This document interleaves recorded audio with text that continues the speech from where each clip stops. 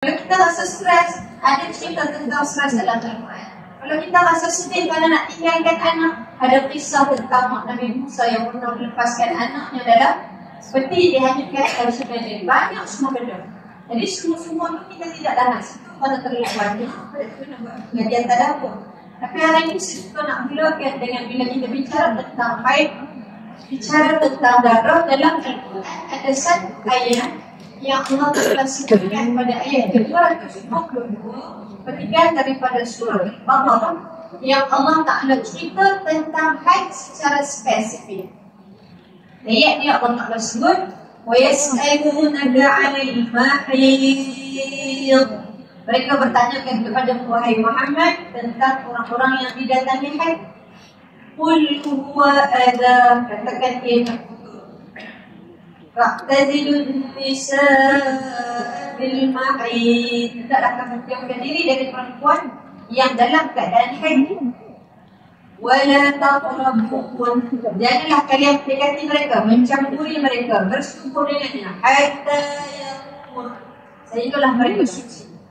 فَإِذَا تَطَهَّرْنَ فَأْتُوهُنَّ مِنْ حَيْثُ أَمَرَكُمُ اللَّهُ. Bila mereka dah suci, maka campurilah mereka seperti mana yang diperintahkan oleh Allah. Innallaha yuhibbut tawwabin wa yuhibbul mutatahhirin. Kata Allah mencintai orang yang bertaubat dan Allah cinta kepada orang yang menyucikan diri. Baik. Ayat ni kalau kita baca secara terjemahan, kita akan nampak begitu seperti yang saya sebutkan. Tapi kata ulama, kita buka kitab tafsir Ibn Katsir itu yang tidak Ismail Ibn Katsir. Dia kata ayat ini turun ketika mana orang-orang Yahudi di Makkah ni dia sangat ekstrim. Bahasa Arab dia panggil ul. Mereka memberikan layanan yang ekstrim. Kalau perempuan datang haid tak boleh masuk dalam rumah, makanannya tidak boleh dimakan. Yang dia masak tak boleh dimakan, dia tak boleh digauli, dia tak boleh bercakap pun dengan orang lain bila dia datang haid. Dan apa yang jadi buat walaupun musim sejuk, orang perempuan yang didatangi haid kena tunduk dekat doa. Di zaman jahiliah. Lalu datang Nabi SAW. Maka turunlah ayat ini sebagai jalan pertengahan. Jalan pertengahan apa? Islam bukan suruh buang, bukan suruh halau. Tapi Islam kata buat ikut tata cara. Tata cara di sinilah yang datangnya ilmu fiqh. Tuan-tuan kita mengaji bab hukum dan perempuan. Lalu kalau kita tengok Quran kata boleh layan macam biasa pada orang perempuan ni, kecuali hanya dalam bab jimat saja tak boleh bersetubuh. Bab lain semua boleh, tak masalah. Bayangkan tuan-tuan, kalau dah tak ikut ayat Quran ni, bila kita didatangi haid, maknanya apa? Kita terbuang tu. Seronok dah banyak macam tu. Tapi adalah sikit seronok dia macam tu. Saya tak payah masak. Saya akan masak, tak boleh makan. Kan? Hari ni tak payah, udah dah haid, tak haid, tak besok lah. Rek, menjauh, tak kuat. Semakat kita sebagainya kita jadi semua orang perempuan yang di depan saya selalu dia kena jaga semua. Akhirnya dia penat, dia bakso, dia jadi semua kadang-kadang mau dia kesian. Kalau kita tengok suami dengan isteri, suami bukan main handsome, isteri kat sebelah perempuan dah duduk dia dah berdua lebih ke atas ni sabar. Tak ya. Tengok kakak orang tak ada dia muslimat ni. Bik program ni sana sini sana sini macam apa. Siapa dia tak tiap dah masak apa. Apa yang dah pakai. Kita yang orang perempuan kadang-kadang kan kita tidak layan orang lelaki kita bicara kita tak boleh makan. Kita lagi kita tanya dia hari ni. Tadi siapa masak? Tak. Ada ini tak bangun makan masak bukan. Dah siap masak lagi bagus. Kalau orang lelaki senang je buat. Saya insya-Allah buat misalnya keluarga ni tengok baik lagi lah. Serai macam-macam masalah. Nikah 3 hari jelas. tentang saja dan lafaz kita ni kalau orang lama kata kau tak hilang ini jari dia. Sebab tahu kata tak hilang ini jari dia. Baik kering pun tak ada lagi. Tak kalau bahagian sini macam mana? Kan? Hari ini bila banyak sedang bertanya ni, ada banyak lakunya komunikasi. Kita balik daripada kuliah ni, kita letih. Tapi kadang kesian kita sendiri nak beli. Kesian. Dia kesian. Tapi dia tak kesian ke diri dia sendiri. Balik ni, kalau nak cakap ke suami, ya jelas cakap balik tak. Jadi kita dah cakap, bang, hari ni saya penat lah bang. Saya daripada pagi pergi dengar ke ceramah. Ke semua. Lepas dia nak ceramah Ustazah pula. Lepas tu sembang-sembang kawan letih lah bang. Tak nak masak apa lagi. Dengar apa supaya dia tak apalah kita pegang. Sekali suami pula dia baik. Agak ni dia tak ambil lah. Dia berkata, tu lah kesian kamu kan tak apalah. Masak simple-simple dia. Ada kali kita silakan. Orang ini kita cakap bang, jom kita makan dekat bandar Sungai Buaya Sisai sana. Ini masalahnya kita banyak laki-laki supaya orang lelaki. Hari itu lain mulia kita beri mana nak keseluruhan lelaki. Baik. Pergi kepada ayat ni pun buat. Quran sebut pun ada sikit sebelum saya jumpa dalam. Katakan dia dipotong. Azab ni terjemahan ayat ni kalau puan-puan buka mana-mana terjemahan dan fikir saya ni. Azab itu akan diterjemahkan sebagai kotor. Tapi kalimah azab bahasa Arab ni sebenarnya dia bukan sekadar mengandungi makna kotor. Kalimah yang sama juga digunakan untuk memaknakan sakit atau diikuti dengan perkataan yang menyakitkan. Dia hadir dalam majlis ilmu.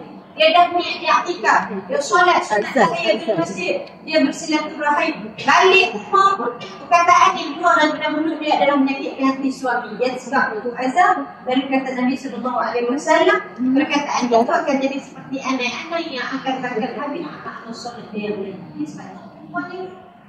Balik rumah, kita dengar ceramah daripada ustazah, daripada doktor. Balik rumah, kita pernah menjadi ustazah kat suami kita. Hei, tak ada kerja ke nak buat? Duduk atas sofa, main luar. Makanlah di TV tak. Saya lagi dalam atas sofa kan. Berarti sudah kata, azab itu dia akan menyakitkan hati suami. Balik kalau kita tak suka tengok suami kita tak tengok TV, apa kita buat? Okey. Apa kita buat? Tutup TV. Tengok TV sekali ya. Elok kalau kita suka ini. Saya tak dapat idea macam tu. Apa disebut dalam Al-Quran? Quran kata alladzina idza asabatuhum musibah qalu inna lillahi wa inna ilaihi raji'un. Quran kata orang yang sabar itu bila dia bertemu dengan benda-benda yang dia tak suka, maka mereka akan menyatakan inna lillahi wa inna ilaihi raji'un. Jadi kalau balik nanti suami yang tak suka apa? Inna lillahi. Suami dah ada satu mati, tak ada satu mati.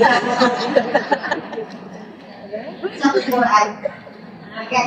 Tapi nadanya dia betul. Inna lillahi wa inna ilaihi raji'un. Kan yang balik dia ngaji orang bukan nada dia tak betul. Inna lillahi wa inna ilaihi raji'un. Tengok TV tak habis. Aduh lari nada. Kak jangan saja ya. Tidak saja. Saya nak pergi. Okey baik. Quran kata azam. Kenapa Quran sebut pun azam? Katakan ia kotor. Tapi makna yang lebih tepat itu adalah katakan ia ni. Tapi azam sakit. Orang tua yang sakit lah. Itu ada yang sakit pun.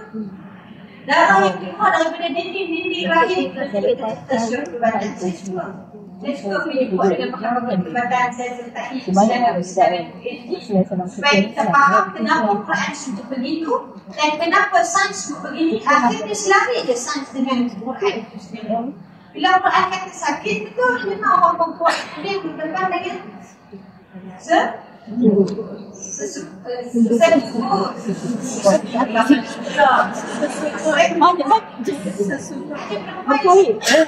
bahkan ada yang suruh itu sampai tahap nak jadi musuh contraction. Ada yang kita lebih dahsyat contraction Allah tidak bermasa. Jadi sebab itu Quran meraihkan orang perempuan ini dengan kalimah yang Allah Ta'ala guna. Inilah bahasa rahmat daripada Allah namanya. Allah mengiktiraf kesakitan orang perempuan, lalu diabadikan kesakitan itu pada kalimah yang berada pada tempat yang sama bila dibicarakan tentang haid. Kemudian di bawahnya itu dia menyusul ayat yang Allah Ta'ala kata lelaki tak boleh bersama dengan perempuan itu bila tujuan persetubuhan. Dibahas oleh ulama dalam kitab Al-Fiqhul Manhaji, dalam kitab Al-Mu'taman fil Fiqh Syafi'i dibicarakan tentang apa makna tak boleh bersama. Tak boleh bersama ni dibahaskan tak boleh berjima. Apa makna jima? Makna jima ni mesti berlaku persetubuhan, masuk kemaluan ke dalam kemaluan. Batasannya di mana sampai bahagian kasyafah orang lelaki. Kita maksud. Jadi fiqh ni tak disembunyi. Itulah bahagian kat kepala sikit-sikit tu. Tak ada. Jadi kita sebut kepala kasyafah. Kasyafah ni tak maksud sebut dia bahagian dulu. Masuk ke dalam kemaluan orang lelaki. Tak boleh. Tapi kalau tak masuk boleh tak? Boleh tak? Boleh.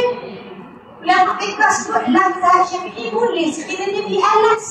Tak ada masalah. Allah ni maknanya nak seronok-seronok suka-suka. Ini untuk adik-adik yang baru nak kahwin ni nanti kita sebut ini bukan untuk dilakukan di rumah, ini tujuan pelajaran saja. Mak tak apa, tak ada masalah. Beribadah. Buat benda saja. Kami nak pension.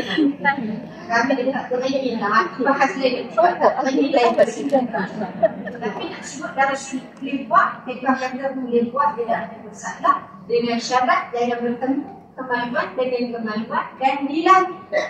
Dalam kitab Syafi'i disebutkan lagi yang pertama, sekiranya bertemu kemaluan tanpa alas untuk perempuan lelaki kita kena mandi wajib walaupun tak masuk kemaluan. Itulah mazhab Syafi'i. Sebab mazhab Syafi'i ni mazhab yang paling Syafi'i ihtiyat, paling berjaga-jaga. Mazhab Syafi'i ni kalau ada pandangan-pandangan yang mengatakan tidak boleh, maka dia lebih suka mengambil pandangan yang meninggalkan lebih baik. Contoh, pada permasalahan salah yang hilang pada masalah